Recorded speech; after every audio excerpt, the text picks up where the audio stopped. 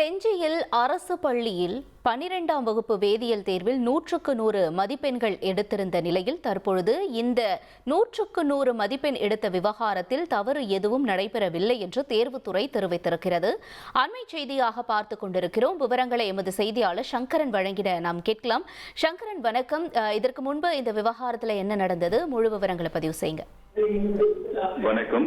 கடந்த மார்ச் மாதம் நடைபெற்ற 12ஆம் வகுப்பு பொதுத் தேர்வு முடிவுகள் மே மாதம் முதல் வாரத்தில் வெளியிடப்பட்டது. இந்த தேர்வு முடிவுகளுக்கு பிறகு விழுப்புரம் மாவட்டம் செஞ்சி அருகே உள்ள ஒரு அரசு பள்ளி தேர்வு மையத்தில் தேர்வு எழுதிய மாணவர்களில் குறிப்பாக வேதியியல் தேர்வை எழுதிய 120க்கும் அதிகமான மாணவர்கள் 100க்கு 100 மதிப்பெண்கள் எடுத்த விவகாரம் மிக பெரும் சர்ச்சையை ஏற்படுத்தியது.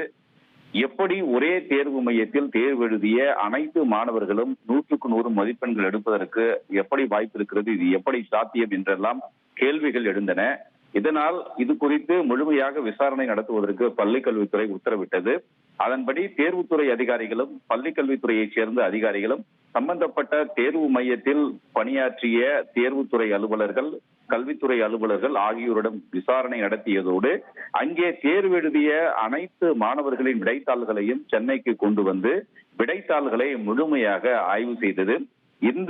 இந்த ஆய்வுக்கு பிறகு தற்போது ஒரு அறிக்கையை பள்ளி கல்வித்துறை உயர் அதிகாரிகளுக்கு சமர்ப்பிக்கப்பட்டு விட்டதாக தேர்வுத்துறை வட்டாரங்கள் தெரிவித்திருக்கின்றன.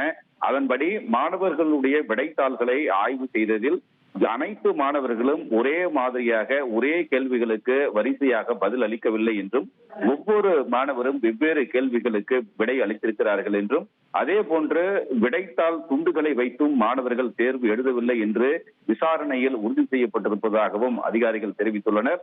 மேலும் விடைத்தாள்கள் தேர்வு முடிந்த பிறகு வெளியே கொண்டு செல்லும் போது ஏதாவது பிரச்சனைகள் நடந்ததா என்பது குறித்தும் விசாரணை நடத்தப்பட்டது.